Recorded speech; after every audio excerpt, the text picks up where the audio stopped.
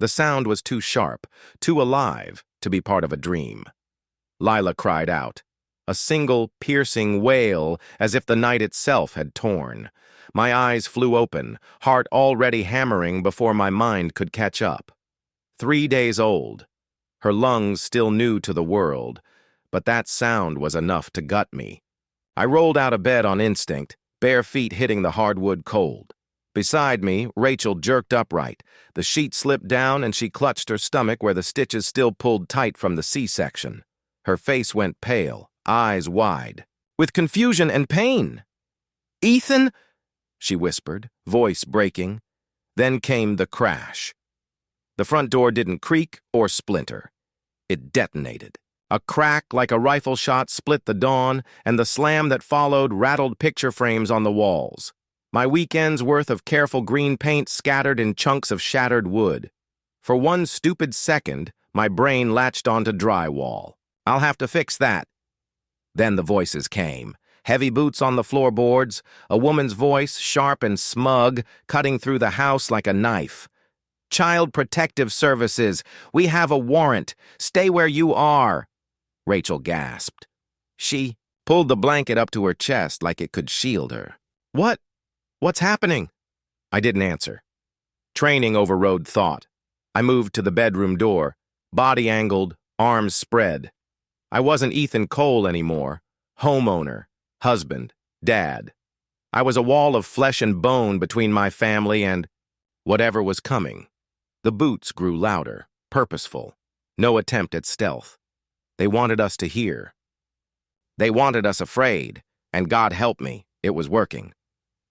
The last echo of the bootsteps seemed to rattle the walls.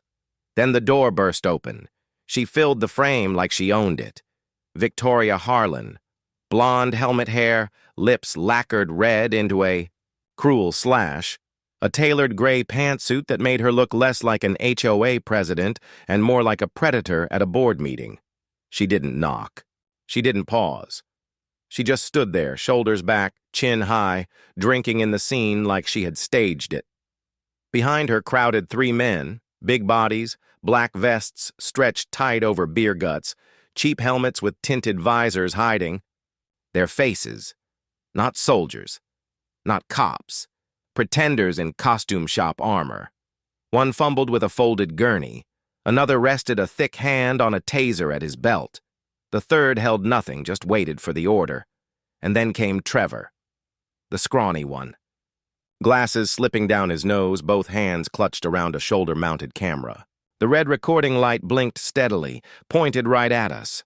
Rachel let out a small, strangled sound. Her grip on the blanket tightened. Lila wailed again from her bassinet. I locked eyes on Victoria. She smiled, slow and wide, for the camera. "There they are," she declared, her voice booming like she'd rehearsed. "The unstable father, the incapacitated mother, and the poor, helpless child."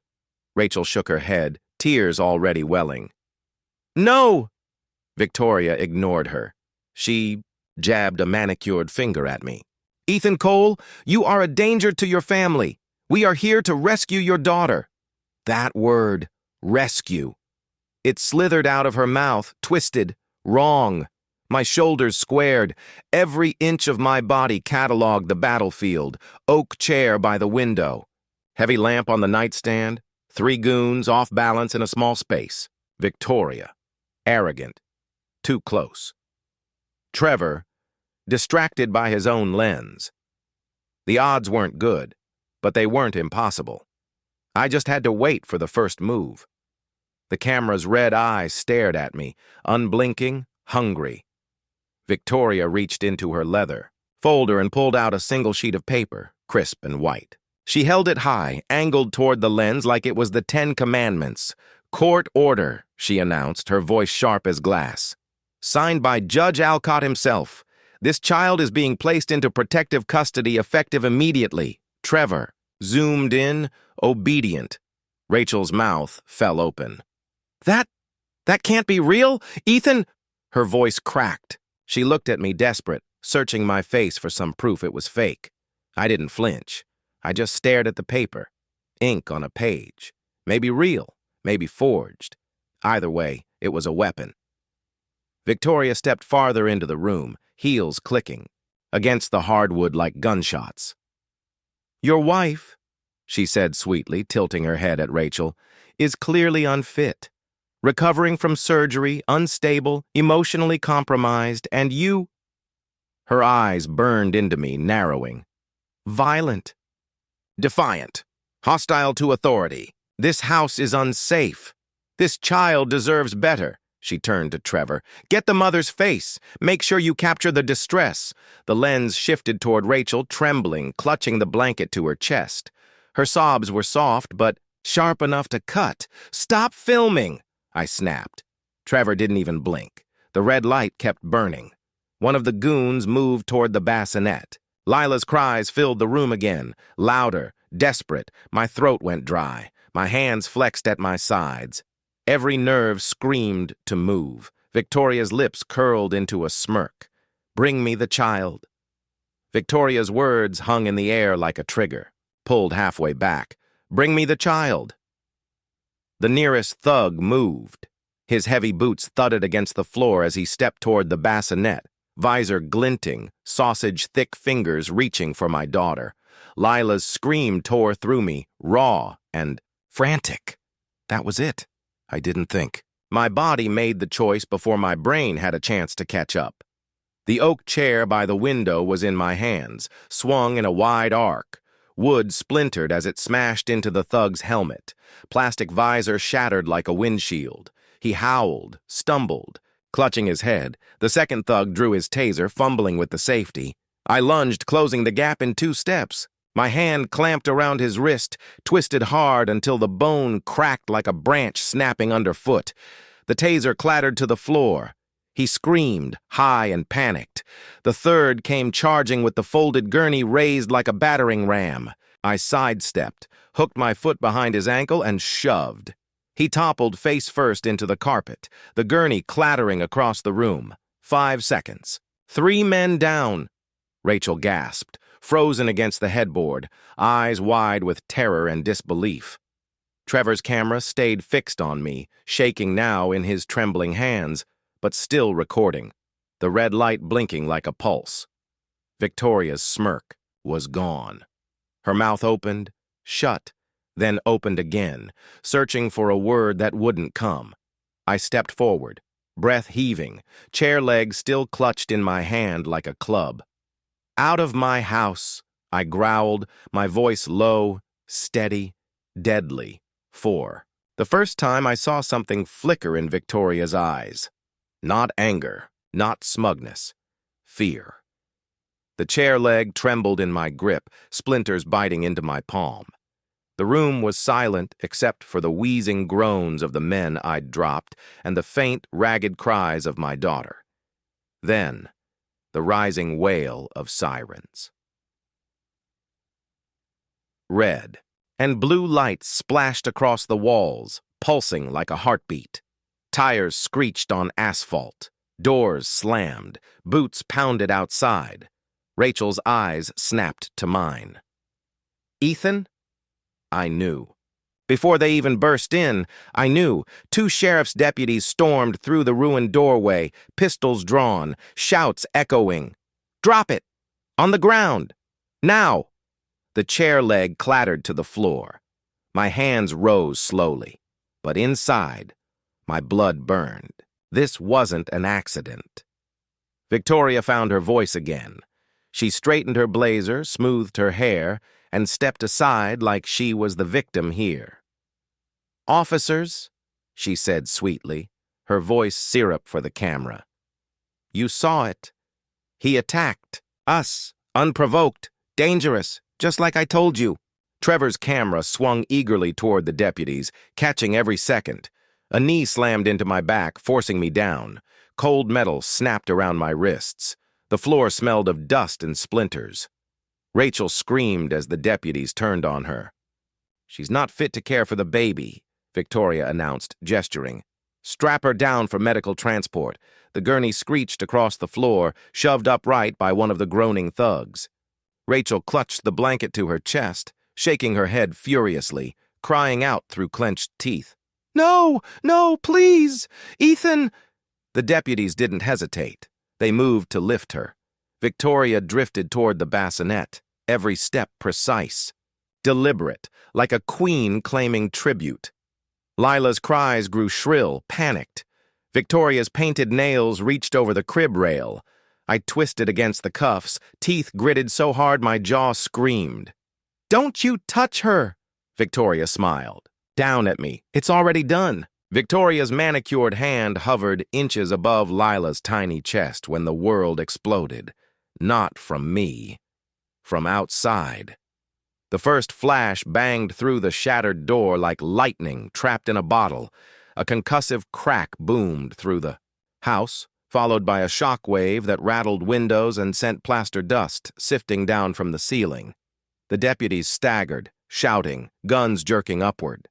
The thugs cursed, one dropping the gurney with a metallic crash.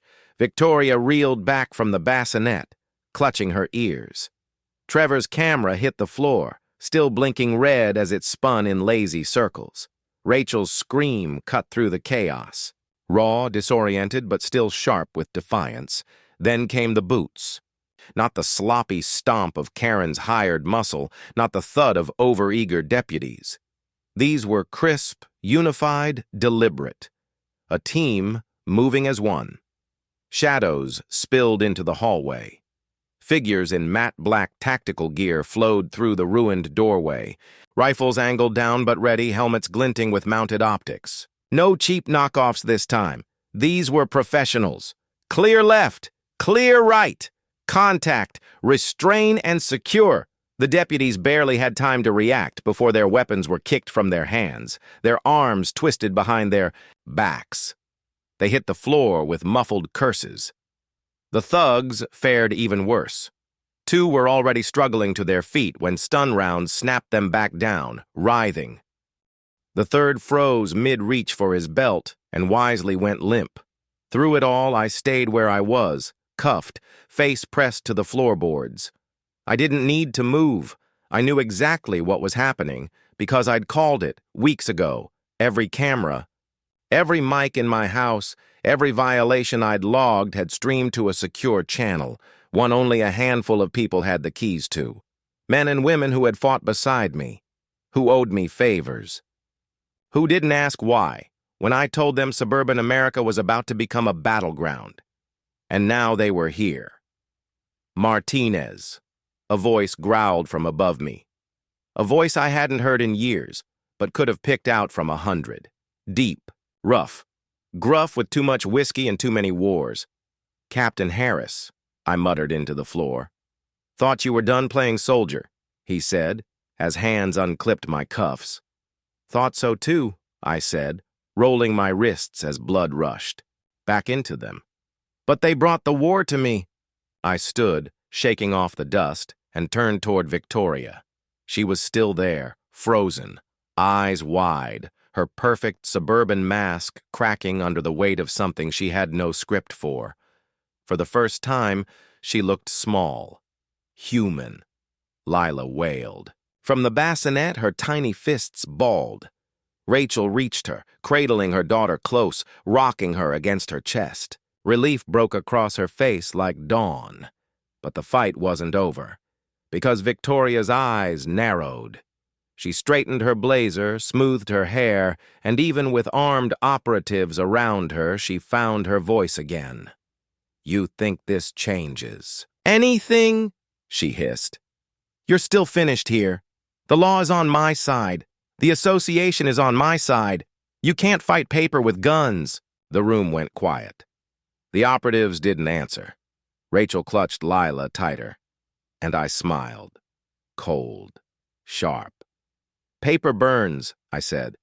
The house was quiet again except for the low hum of equipment from Harris's men and the softer, steadier sound of Rachel rocking Lila back to sleep. The broken door still leaned against the wall like a fallen soldier. The carpet was scarred with boot prints and blood. My living room, once painted with the promise of peace, was now a war room. Victoria was gone. Harris's team had forced her and her wounded crew out under escort, releasing them into the night. With nothing more than warnings. It was cleaner that way. No arrests, no paperwork, No exposure, but I knew better. A predator like Victoria didn't retreat. She regrouped, and sure enough, the counter-strike came before sunrise. At 6 a.m., the local news vans lined the curb. Reporters with microphones and plastic smiles stood on my ruined lawn, their cameras framed perfectly against my shattered doorway. Breaking news, one chirped into the lens. A violent domestic incident in Oakwood Creek has neighbors shaken. Sources claim Ethan Martinez, a recently discharged Navy veteran, attacked community volunteers and sheriff's deputies during a wellness check. Behind her, Trevor's footage, my fight, my rage, ripped from his camera before Harris's men seized it, played on loop. No context, no sound. Just me swinging that oak chair, slamming a man into the wall. To anyone watching, I was the monster Victoria had promised I was. By 8 a.m., I had a court summons, emergency custody hearing. The county wanted protective placement for Lila, until the matter was resolved. By noon, the sheriff's department issued a statement backing their deputies. No mention of forged warrants, no mention of mercenary goons in surplus gear, just tragic resistance from an unstable subject.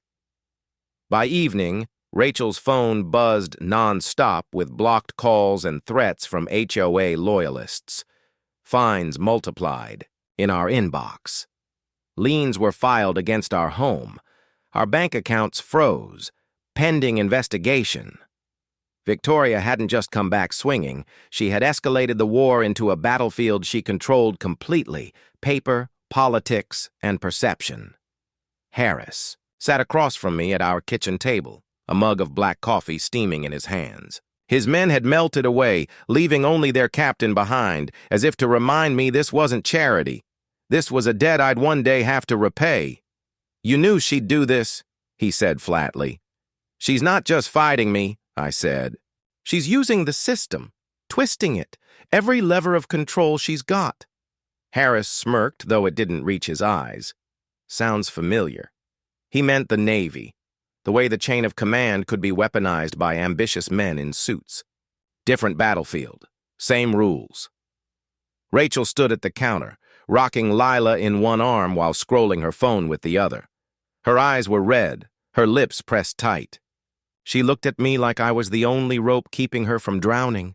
"They're trying to take her," she whispered.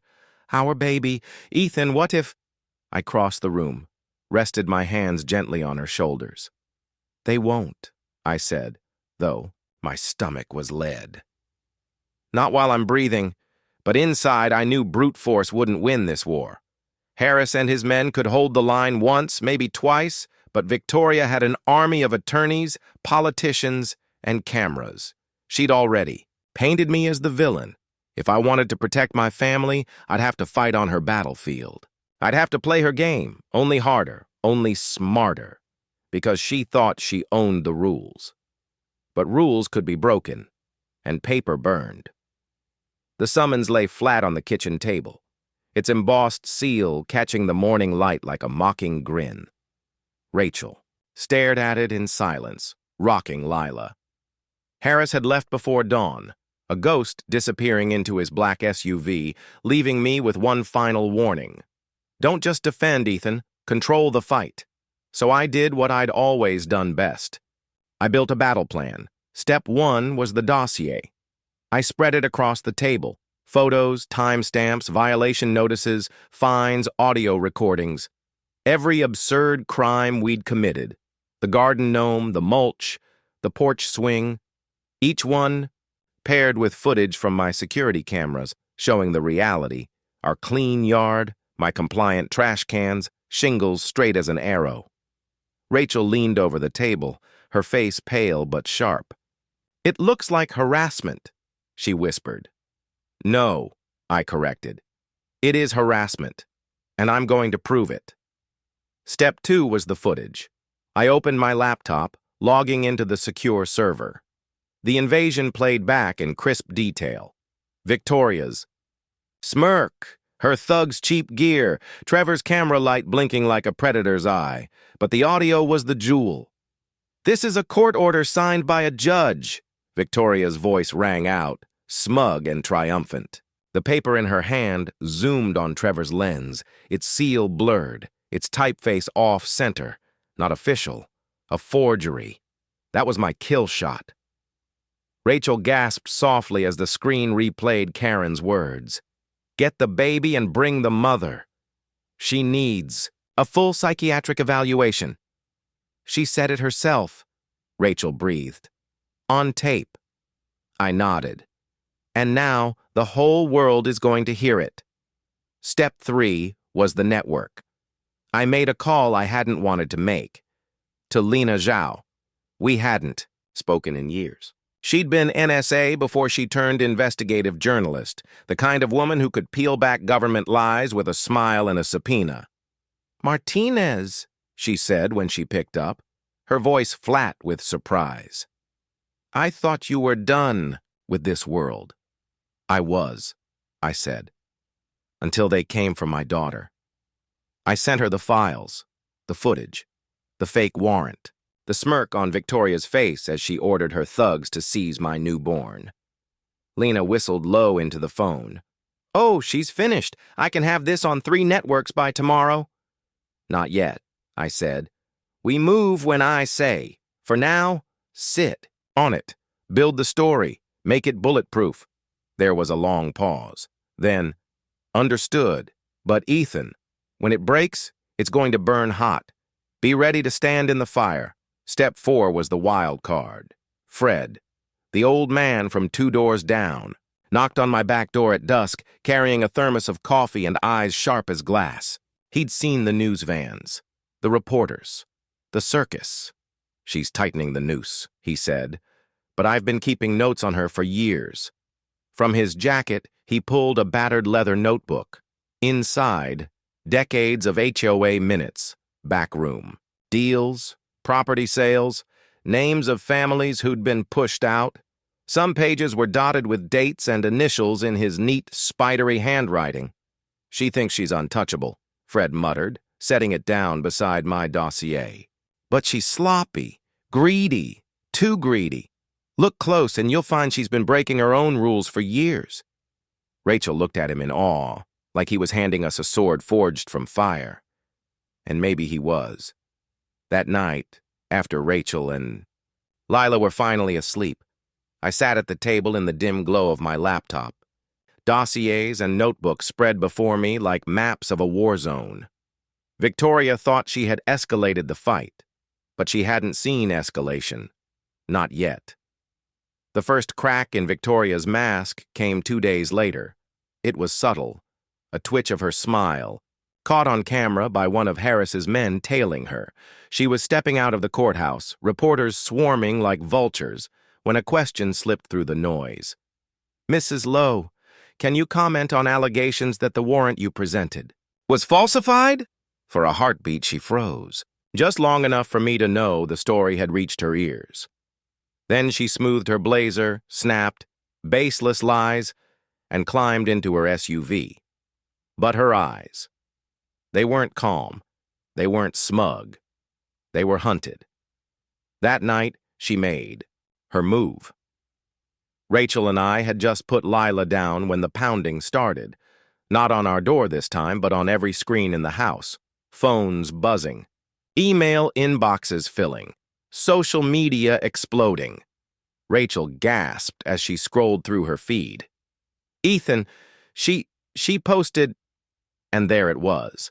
A slickly edited video stitched from Trevor's footage. My face contorted with rage, swinging the oak chair, the thugs hitting the ground, my voice low and cold. Get away from her. Overlay text. Unstable veteran attacks HOA safety officers. Family in day. Danger. It was everywhere. Shared. Retweeted. Picked up by morning talk shows before the night was over. Rachel's hands shook as she clutched her phone. They'll believe it. Everyone will believe it. Not everyone, I said, though. The pit in my stomach knew the damage was real. By midnight, someone slashed the tires on my truck. By morning, deputies were parked at the end of our street, engines idling, their presence more warning than protection. And by noon, Rachel got a Call from Child Protective Services. An anonymous complaint. Unsafe environment. Emergency inspection scheduled. Victoria wasn't just playing defense anymore. She was lashing out, flailing, desperate to bury me before I buried her. Fred came over that evening, storming through the back door with a face like thunder. "She's cracking," he hissed, slamming his notebook down on the table. "I've lived next to that viper 20 years, and I've never seen her slip like this. But that makes her dangerous, Ethan. A cornered rat doesn't run. It bites." Rachel looked up from rocking Lila, exhaustion etched into every line of her face. "How much more can we take?" she whispered. I didn't answer, because the truth was, we were already at the breaking point, and Victoria was daring me to break first. That night, as I sat alone watching the footage replay on my laptop, her smug face, the forged warrant, the fake concern in her voice, a cold certainty settled in my chest. This wasn't just about fines, or property, or custody.